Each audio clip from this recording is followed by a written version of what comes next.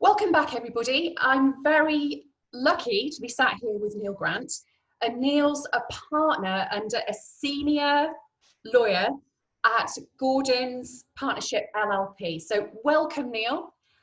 It's the first time I've had a lawyer on the group, so welcome. How are you? Well, thank you. Thank you so much, really, for the introduction and the invitation, really, to participate with your growing membership, Nicki. It's a pleasure. No, thank you for joining me. Thousands and thousands, and testimony to your hard work in the sector. Yeah, just a little bit about me, I suppose. I'm a healthcare regulatory lawyer, a fairly rare breed. And I focus on the Care Quality Commission, as well as other regulatory bodies.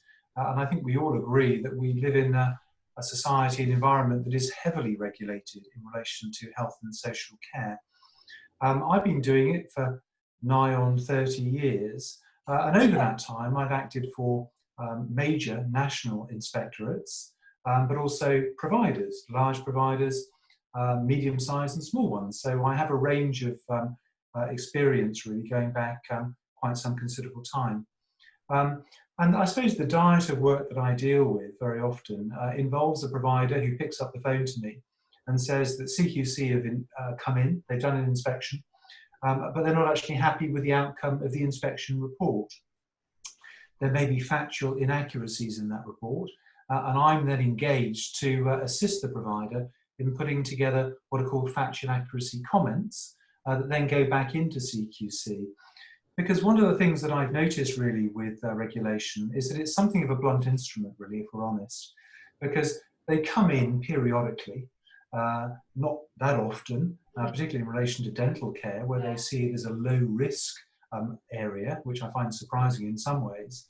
But it's normally a sort of whistle-stop tour, which is perhaps a day and a few hours, where they judge you.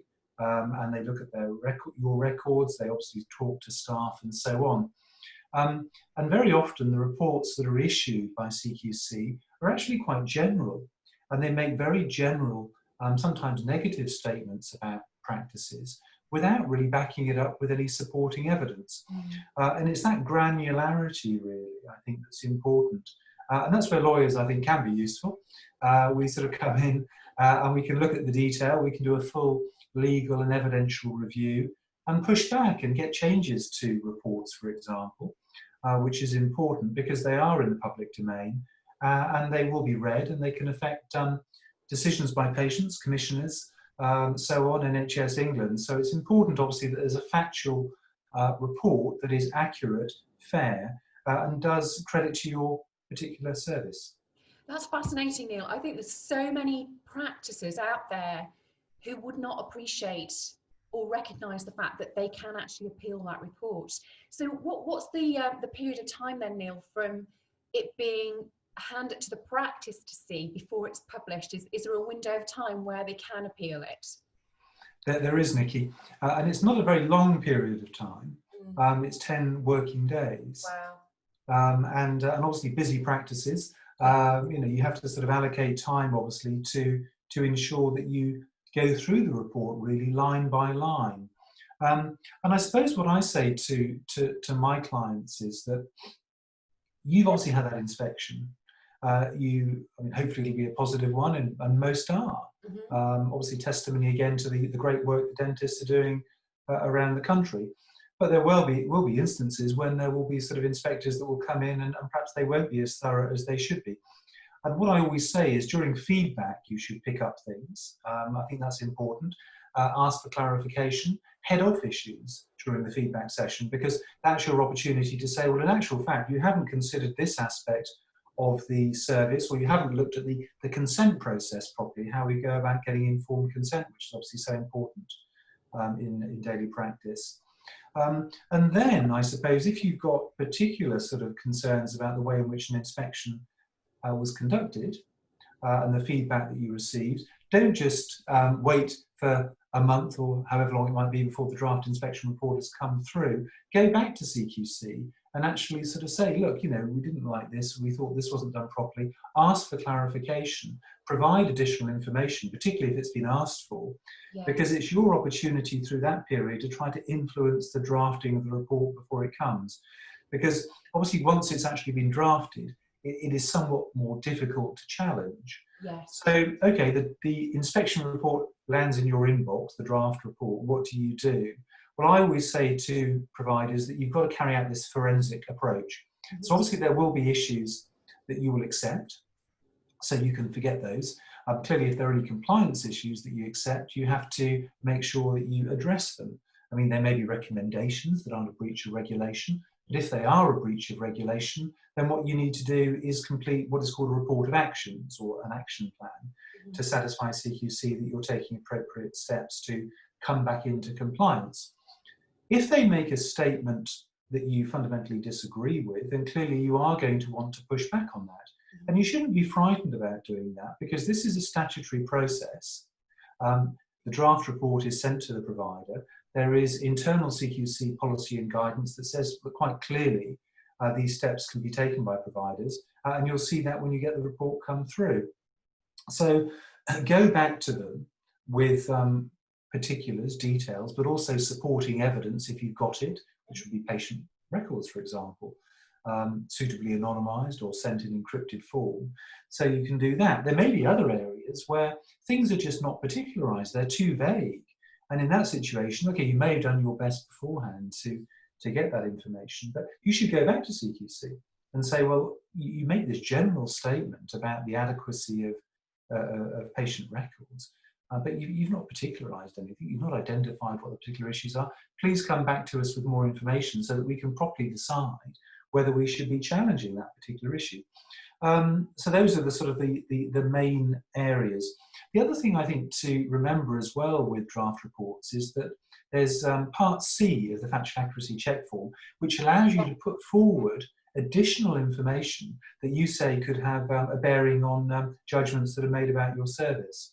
So if you've got some really, really good, innovative, creative work that you're doing that hasn't been reflected in the inspection report, please send it back to CQC, suitably supported with evidence, and say this ought to be reflected in the inspection report, so that you're giving a full, comprehensive and balanced picture of your service. So that in a nutshell, is what the factual accuracy process really sort of involves. It's fascinating to know that, and it's important that practices know that. Hence, we're having this conversation, Neil, because in my mind, a CQC report, as you say, it goes into the public domain.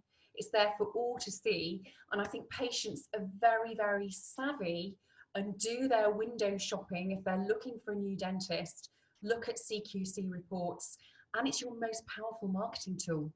It essentially is a framework for best practice, isn't it? So I would urge anybody to look at it as a positive thing and not a negative thing. So yes, important that report is as accurate as it can be. Yeah, I think that's right. And I think the difficulty for me as a lawyer, obviously, is if a provider doesn't address issues at the right time. They might say, well, what's the point? We're not going to get anywhere. Well, actually, you do get somewhere very often, because if you've got good, cogent evidence and you can show that what CQC has put into a report is demonstrably wrong or misleading, then changes ought to be made. And if they aren't made, then you can escalate that within CQC, because it's only right that they publish, as you say, correct, accurate information for the benefit of the public. And a secondary sort of consideration, public assurance is really important, I agree with you, Nicki. A secondary issue is that if you don't deal with the issues at the right time, then it's more difficult for me as a lawyer if at a later date there's a subsequent inspection that comes back in and they say, well, you know, we had issues with your governance, your leadership and management a year ago when we came back in. We found you in breach of Regulation 17 of the fundamental standards, and you haven't done anything. And it might have been the case that had they come to me a year before, or perhaps even if they'd done it themselves, they could say, well, actually, we disagree with your analysis about leadership and management. We think, yes, a few things can be tweaked and improved, but we think the fundamentals are there, and actually we're delivering a very good service. Yet if you don't challenge the report and it's published, they'll say, well, you accepted it, didn't you? You must have accepted the position at that time. Otherwise, you would have put in patch inaccuracy comments. And of course, yes, you can put sort of comments in further down the line, but it's more difficult. People's memories fade, things change. So I do think, you've got to grasp the nettle and sort of deal with issues really sort of at the time. Yeah, no, I think that's amazing advice. So Neil, just in the world that we're living in at the moment, I'm aware that within other health and social care sectors, there's an emergency framework coming in, CQC framework. Is that going to be rolled out to dentistry? Yes, it is, Nikki. It started already. It started on the 15th of June. Right. It had been in place for adult social care since the 4th of May. They were trialling it, I think, with care homes and domiciliary care agencies, and then they introduced it through May for GP practices. And the intention is to roll it out across all health and social care sectors. And it is an emergency framework because CQC have stopped routine inspections during the pandemic, as we know. They stopped in the middle of March doing that. And obviously that in itself is an issue that we could debate. CQC, as it were, sort of absenting themselves from the field. I can understand why they've done that, obviously bearing in mind risk of transmission, the burden on providers and so on. Yes. But I do think that this emergency support framework needs to be approached, I think, without fear. You don't need to worry about it. CQC have said it is a support framework. And that's their primary aim, to support providers through this period. So primarily what it involves is a telephone call. It's quite straightforward, really. And they will cover 4 main areas: safe care and treatment, staffing arrangements, protection from abuse, and risk assessment, monitoring, really, quality assurance is the 4th area. And under those particular questions, they have prompts, a bit like the key lines of inquiry. Yes. But this is obviously tailored to the pandemic and how providers are actually managing through the pandemic. So obviously it's quite a different way of actually looking at providers through this particular sort of period. And CQC, helpfully, have actually sort of published the questions on their website, as well as the prompts. So you can see what the areas are, what the prompts are going to be. Now CQC say, well, we may not even phone a provider. If we haven't got any concerns, if we think we've got the information that we need to make a judgment, a risk assessment about a particular provider, we may not call them. But they will be prioritising those calls. So, for example, if you had been subject to, I suppose, a poor inspection, an inspection that identified sort of patient safety issues, for example, before the pandemic, it's likely that that will feature in their risk assessment, as you would expect of a particular dental practice. So they will be prioritised for a call.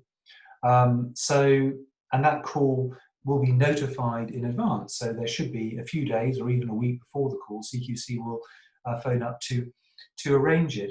Now CQC sort of say, well, you don't really need to prepare for it very much at all, really. We may not cover off all the questions.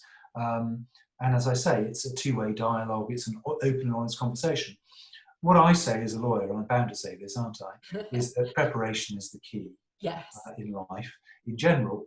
And I think just going into a call with an inspector without any preparation, I think would be rather foolhardy. So I do think there ought to be a level of preparation. You can go through the various questions in your own mind and make answers. I mean, 1 or 2 clients that I know of, they supplied reports to CQC in advance of the actual telephone conversation. So what was expected to be a 1-hour telephone conversation was only a half an hour conversation in the end. Yes. Equally, once you've had this conversation, clearly you've got to be open and honest, but also you want to provide that assurance that what you're doing for your patients is thorough and comprehensive. And clearly one of the major issues that they'll be looking at will be infection prevention and control, obviously, because that's obviously a key issue, bearing in mind sort of COVID-19. Another factor I would say as well is that although CQC will send you a summary record after the telephone conversation, it's all very brief. So what I say to clients is, look, you make a note of what actually has happened, what has been discussed, and then send it to the inspector to say that this is your note, this is your record of the conversation, these are the issues that we believe we covered, and please confirm your sort of acceptance of that. Because if there are any sort of disagreements, as it were, that come out later on when CQC are back doing their routine inspections, it's a bit sort of late at that stage. So you should approach it not through any sort of concern, but equally you should realise that it is a performance assessment of your particular dental practice. And that information, those responses that you give, will feed in to their digital tool that they've developed with Microsoft. And there will be a risk rating that will be applied. And most cases you'll come out and say managing, no problems at all, and so on. But there will be a small number of dental practices that will need support. They're not managing. And that may be pure support in terms of directing to partner agencies, directing to relevant guidance. I mean, that's obviously one option in terms of signposting. But if CQC have got particular concerns about a practice, then there could be further telephone calls. That's one thing. There could be a targeted inspection. They could come in and do an inspection that's very much focused on areas of concern. That would be something of a last resort, but it could happen. And ultimately, of course, if there were major issues, major concerns, it could lead to enforcement. Yes, yeah. So Neil, just to go back to the point that you were saying about, take control and send CQC a copy of your record of the conversation, would it be prudent at that point to maybe send some evidence, some written evidence or photographic evidence to back up what you're saying, to mitigate the risk of any further action? Yes, I think so. I mean, I think if the call has been very positive, I think most calls will be very positive, by the way, so I don't want to sort of instill any fear in the dental sort of sector. So if there have been no sort of concerns identified, I don't think you need to worry so much. And obviously you can then just go back and say, well, this was the call, this was the conversation, these are our notes, tick, tick, tick, all very positive. If they do raise a particular concern during call or a set of concerns, then I agree with you, Nicki. I think then you want to try and sort of deal with those issues, identify issues and create an action plan, as it were, and go back and say how you're sort of dealing with particular concerns, if they are legitimate. If you don't think they're merited, obviously you'd want to sort of take that up with the individual inspector and say you think that the record ought to be changed because perhaps it's not a complete record or it misrepresents how you've actually addressed a particular issue. So yes, I think in particular circumstances, it probably is a good idea to go back with evidence, particularly because CQC has said that they won't be asking for evidence routinely as part of this telephone process, only if there are exceptional circumstances. So yes, it's going to be an interesting one. I mean, we don't know how long it's going to be with us. No. CQC have said that it will be here with us, this framework, during the pandemic, of course, but also for a period of time afterwards. And so it could well be with us for a number of months, possibly even into, sort of the early part of next year, I would think. And then, of course, we have to sort of think about what CQC are going to do when they come back in. How are they going to approach providers and deal with things? Because CQC has been in a bit of a bind, isn't it, really? It is, and I think a little bit of a trend that's I'm starting to see is I've got clients calling me saying, oh, I've just had my notice for my registration interview because they're changing trading terms, or one particular client set up a dental practice with alongside a lab. So they've just gone through their registration interview process, and the inspector wanted a virtual tour of the practice. Oh wow! Okay. He had to film the practice on the telephone, so that was quite an interesting development as well. Very interesting. No, I mean, I hadn't heard of that one, but I mean, even as part of this emergency support framework, I think they say that in rare cases they will share screens and they'll ask you to show documentation sort of as part of a Zoom call or whatever it might be. But I think that's an interesting point, Nicki, because I do think that sort of longer term, the way CQC are operating now will actually influence the way they operate in the future after the pandemic, hopefully when that's over. Yes. Because what I think they're finding is that they're sort of working from home, these inspectors, at the moment, although there are teams set up to go into providers, we know that, ready to go if needed. But yes, the idea is they're amassing information, they're collecting information from lots of different agencies, and they're probably getting a sort of richer sort of picture of providers than they ever have before in many cases. So I think there could be a move towards greater sort of desktop regulation in future. So why would they always have to send out inspectors with the travel time and so on and so forth, if they could actually do sort of virtual inspection visits? Obviously, it's not ideal, and obviously in some cases they clearly would have to go and cross the threshold, as it were. Yes. But I think I could see that happening more and more. And particularly if you've got a situation where, let's say, CQC served a warning notice on a provider under a particular sort of area. So it could be consent, for example, consent practice within a particular dentist. It may well be that, they could say, well, actually, let us know when you say you've complied with that particular regulation. And they could sort of follow it up with a Zoom call, like this, a recorded sort of interview, and evidence could be supplied as part of that process. So I think we are sort of getting into the 21st century now in terms of regulation, where it isn't just going to be the site visit, and the site visit is everything. I think there's going to be a lot more of this digital regulation, desktop regulation in the future. Yes, and I think I need to think ahead, revise the way that I do things, because I actually do mock inspections for dental practices. So that's going to be an interesting development, how I implement that if the crisis continues indefinitely. Well, I mean, it's going to be, we don't really know, do we? But it could be here for some considerable time. One hopes and looks forward sort of optimistically. But yes, I agree. And so we'll just have to see how the world sort of shapes up, I suppose. Another thing I just wanted to sort of flag up, I mean, obviously I've talked about inspection reports, I've talked about the Emergency Support Framework. I suppose the other thing always to be aware of is that dentists should be careful to ensure that all the activities that they carry out are properly registered, if they need to be registered.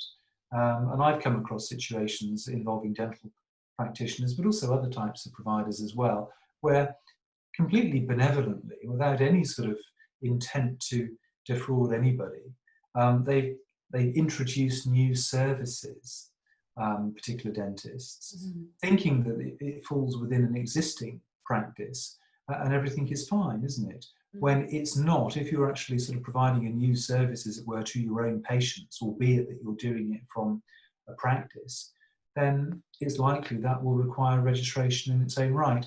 And what you don't want is a situation where a dental practitioner gets a letter from CQC to say, we believe you're carrying on an unregistered dental service, and there's an unlimited fine potentially, and also up to 12 months imprisonment.